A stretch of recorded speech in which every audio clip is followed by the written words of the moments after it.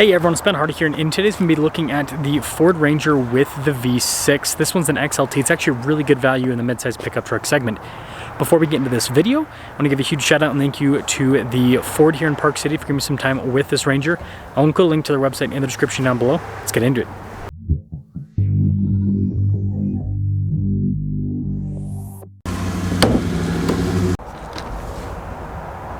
Under the hood, we have a 2.7 liter V6 that goes through a 10-speed. Fuel economy is 19 around town, 23 on the highway. Power outputs are 315 horsepower, 400 pound-feet of torque. Before we move forward with this review, I do want to mention if you want to see more videos just like this, then I recommend you subscribe because I post content every single day. So one of the biggest changes for the Ranger for the 25 model year is going to be color options. They've basically taken out 3 colors, added 3 colors. When one comes in with the new colors, I'll try to get you guys a video of that, or of the one of the new colors, right? I'm not gonna have all of them. Anyways, rays on either side of the hood. You can see the C shape for the headlights. And then notice down below with the fog lights, you've got the metallic gray around the fog light itself. And the thing that I like about the Rangers is pretty understated. It's not super over stylized like some of the other midsize pickup trucks. Tire and wheel setup is 255 by 70 by 17 and snow at no extra charge, by the way.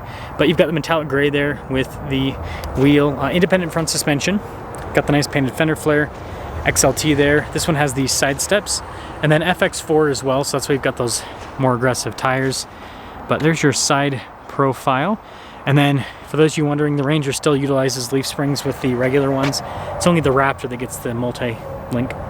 Now with the XLT, you do get the less fancy key fob, but you've got remote start, lock, and unlock pretty straightforward with that. And then popping into the bed, does slow lower down with the tailgate. We've got a bunch of outlets here in the bed.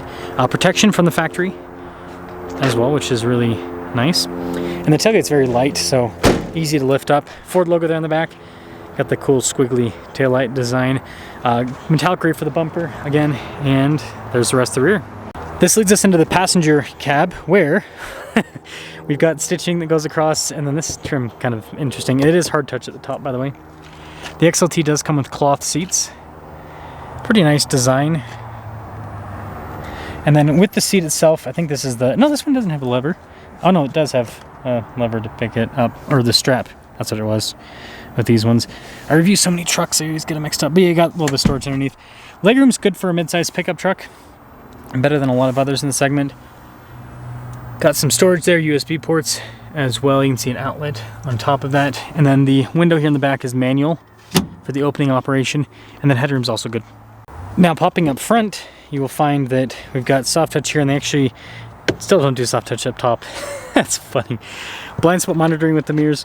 We've got all of our window controls here. The mirrors do power fold in.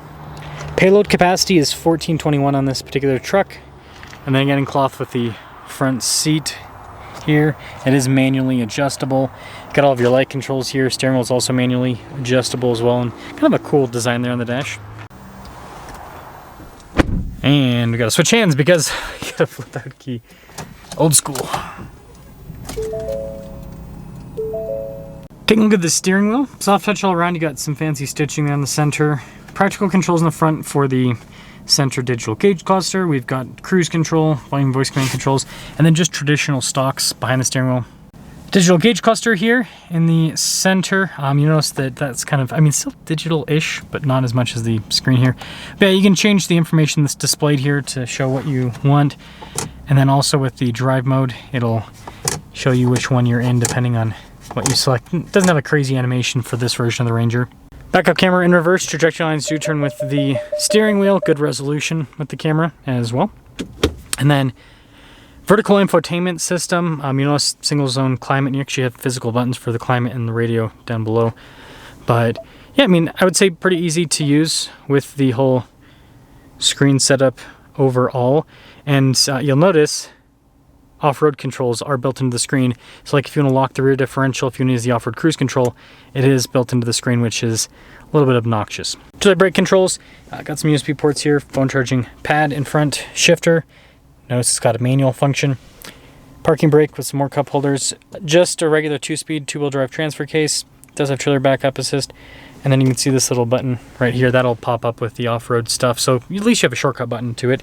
But I'll stop, start, and stability control built in there too. Nice center console. Nice trim on the top. You got storage above the glove box and just a regular glove box. And then this actually is a sunglass holder, but no sunroof. So after all options, this one stickers for just over $47,000, and so I think it's such a good value because you look at like a SR5 Tacoma, and those are basically $47,000. But let's take this out and drive this.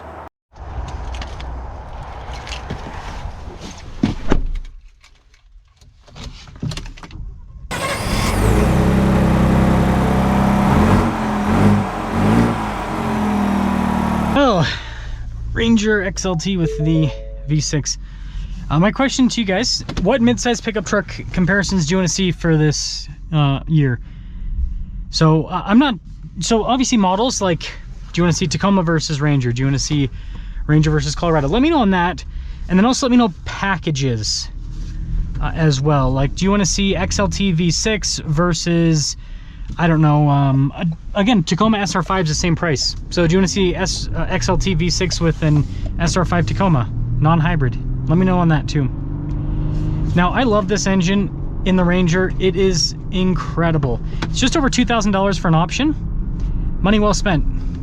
The 4-cylinder is great. The V6 is greater. It's very smooth.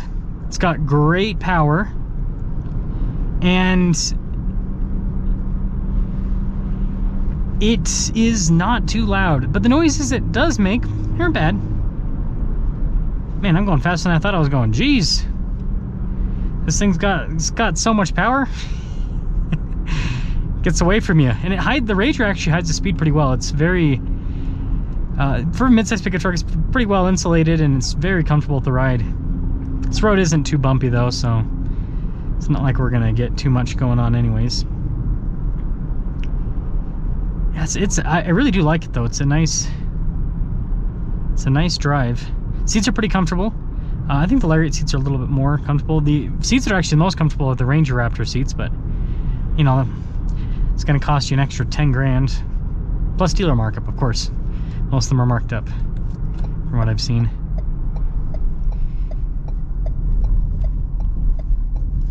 Yeah, this is not too bad.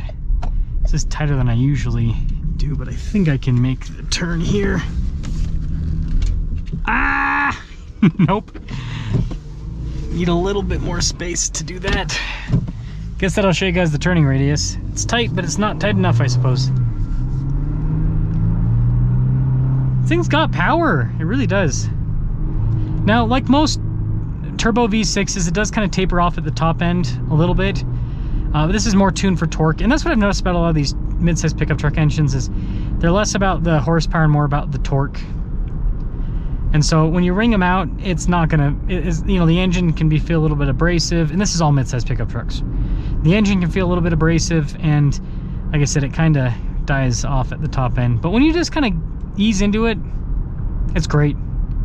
Again, 400 pound-feet of torque in this case. It's great. And this engine's been shown to be pretty darn reliable. It's been in the F-150 for quite some time. So overall, Ranger XLT with the V6 is a very good value in the mid-size pickup truck market.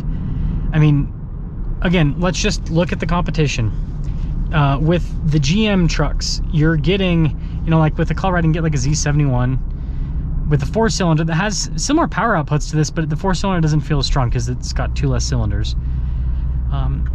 Toyota, again, SR5 with a Tacoma. Jeep, you're getting like a base Gladiator, the V6. So I don't know, just dollar for value. I think it's really hard to beat the Ranger at the bottom end and at the top end.